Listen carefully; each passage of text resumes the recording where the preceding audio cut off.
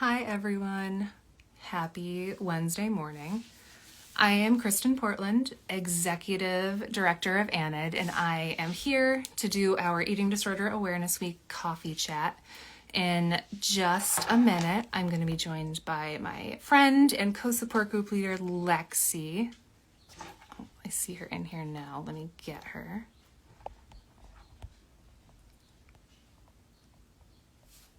Hi, everybody. I see some folks I know getting in here. Oh, I'm so excited for this conversation. Lexi, I love her. She and I actually, we've been working together for a while now. Oh, hi, everybody. I see lots of people waving. Getting Lexi in now. Oh, hi. Hey, How are you? I'm doing So, good. for everyone just joining on, I'm Kristen, and this is Lexi, wonderful human, my friend and ANID support group leader. And how long have we been leading groups together? Yeah, that's right. More than six Oh, it's months. fun. I really love being in group with you. You are a wonderful person to work with, and I love seeing you with all of our group members. So, this week is Eating Disorder Awareness Week, and the theme is it's time for change. And as someone who's been, involved with ANID for so long, I wonder what what does that mean to you? Honestly, change There. is really scary. So, yeah, I'm still working with that, all the time. As someone who struggles with a lot of anxiety, like I like things to be pretty Mm-hmm. settled and stay the same. But change is extremely important, especially in regards to eating disorders, because in order to recover, you have to accept like a lot of change, a lot In a of lot of different change. ways too. Like not just personally, but around you, the way you relate to people, the way you show up in the world. There's a lot there. And I don't know, for me, I've been thinking of it like in two big buckets because, change is huge and, like you said, really scary. But, there's both Yeah. the little individual changes, right, that you see in yourself as you're going through recovery or, as you show up in the world around you. But there's also those big systemic changes that need to happen. Like, and we see this in our group, right? There's people talking about how they can't get access to care or the care they're getting doesn't work for them or doesn't understand them. And yeah, there's a lot. We could talk for days, months about change, but we've only got a little bit of time here. Yeah, I think that going through recovery, at least, like, I mean, there's a lot of changes for sure. There's like small changes that you'll see, such as having less anxiety while you're eating, being able to be more present, um, having breakfast. That's a huge change. As far as bigger changes, um, I don't know. I think that there has to be a lot of changes in regards to, yeah, like access to care is pretty huge. I didn't have access to care. I had to do it Mm-hmm. largely on my own. And yeah, that's something that I am really sad about in our groups is just seeing a lot of the times that people aren't able to get the care that they need or the help that they need. Yeah, it's hard, especially because we don't have answers for them, right? Like we can't fix it. We're just there to understand and relate and hold space for people, and that's one of the things that is kind of hardest for me in those spaces.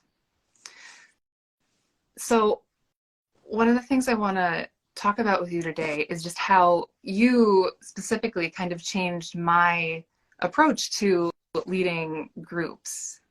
So I know we touched on this a little bit, but I don't know what it was, a few weeks or months ago, we had a group member who was just supporting someone really, really beautifully, like talking to them in a way that was just so kind and compassionate and beautiful to witness. And I was just sitting there absorbing it. But then you you clearly really felt it. You got a little bit emotional, and I don't know, in the moment I was like, oh man, I don't know, like this is crazy. But just watching the way that the group responded to you, to not just like support you and then turn it around and keep supporting each other, but how clearly moved they were. And like people thanked you for saying like, you know, this is a really great picture of like what recovery looks like. It's not all perfect. There's still things to work on, but it's real and it's possible. And I don't remember exactly, but I think a couple people shared that it made it feel accessible to them in a new way.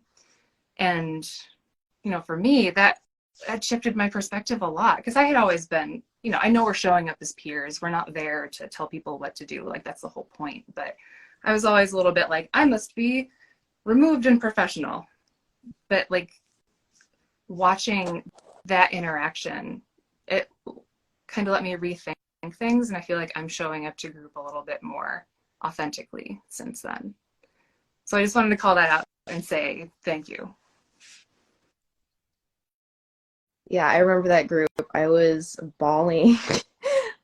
Yeah, I was crying a bunch. One of our group members was just um, basically being really kind and giving a lot of compliments. And I was having like I was having a difficulty receiving them. And like I felt a wall go up.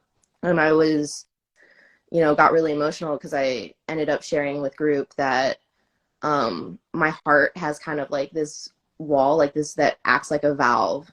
And whenever people, say, criticisms or something mean, that valve like opens up, and I receive those criticisms, and they hurt me, and it's like a knife goes in. And whenever someone tries to compliment me or say something nice about me, I feel that like valve close up, and I feel like a wall go up, and I can't receive it. And I was, telling group that that's something that I'm working on, and how emotional I was at hearing those words, and like that I was really trying to receive them. And I felt that valve like open up, like I consciously had to do that, and just like how much I needed that, and how emotional that made me.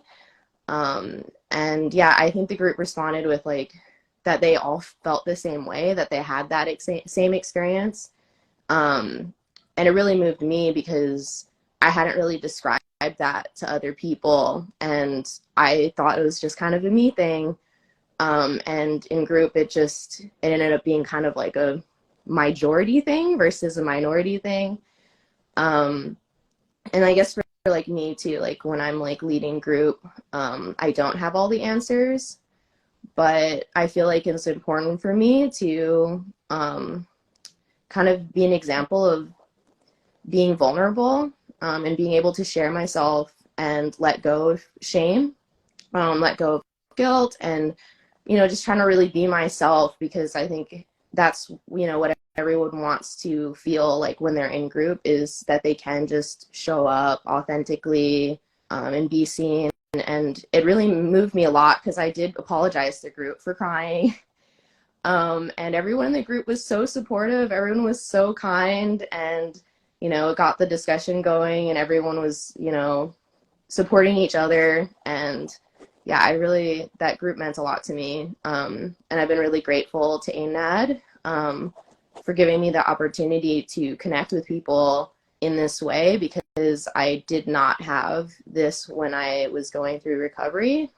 And it's nice at least have it afterwards, that there's so many people that deal with this. Yeah.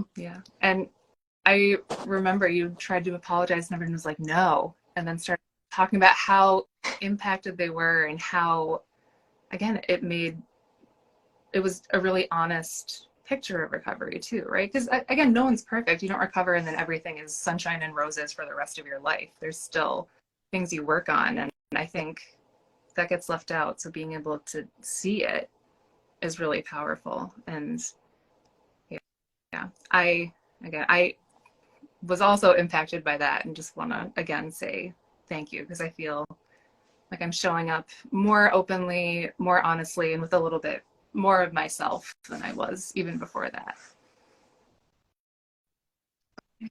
Oh, I love working with you. Like, I love leading groups with you. I look forward to it. I'm sad that we got switched It's to different days this coming term. Yeah, you've been really inspiring and to you to me, me. for sure. And I think you're totally right. Like we're not supposed to have all of the answers. We are people with, you know, people problems who are still just showing up and doing the best we can and supporting the people around us. And that's my favorite thing about Anid, is the direct connections. You know, I do a lot of like the background stuff Yeah. too, but getting in there with people is the absolute best part of it. Yeah. Yeah, it's always surprising to me. It's so nice too that we do it through Zoom so that people from all over the world can tune in. Like, it's so interesting to have That's people tuning in from crazy. Europe and And that the Africa. chat is there too. Yeah, I have I gotten so love. many amazing recommendations of resources, books to read, podcasts, and we can like link them out right away. And as well, if people are Hmm. nervous or new, they can show up and just listen, like camera off. Like we get people that do that sometimes. And then, you know, you can type in the chat if you just want to dip your toe in and participating. I think it adds a really beautiful layer of accessibility that, you know, in-person ones can't. Yeah, I think it's nice too to have the group format where people that probably haven't even told anyone that they have an eating disorder can, enter the group and, be able to share that, with people that might not be like in their immediate communities. It's like a great first step to like release that shame and also, yeah, be releasing it with people who completely 100% like understand and like are there or have been there and 100% get it. We're all And working we've through the seen same people kind thing. of bring that up in group, like I don't know who to tell or how to tell them, and like just hearing people's stories of how they first reached out to someone, what it was like, what went well. It's, I don't know, I always just get so much from being there. Yeah, just having that, I think just showing up to a group like that, just showing up to a support group, just that's a huge first step because to just be in that place where you can say, hey, like I have an eating disorder, or hey, I think I have an eating disorder, and to say, hey, like I need help, like just to say I need help and I need support, and um, like the support or help that I'm getting isn't enough. Like to just be able to say I need help is a huge, huge step that, requires so much courage and so much strength to just even get to that point. What would you say to someone who is like kind of thinking about maybe coming to a support group but isn't sure yet? I'd say just join. You don't have to even put your real name on there. You can have your camera off. You can just, be in the space, see how you feel, hear what people have to say. Because even just sitting back and, being a part of the group as a non-participant in that way, it can be really helpful. But I would say definitely like just tune in and, turn your camera off and just see how you feel.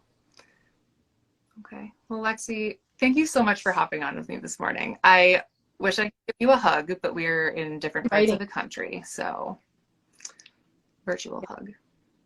I know. That would be so Maybe good. one day.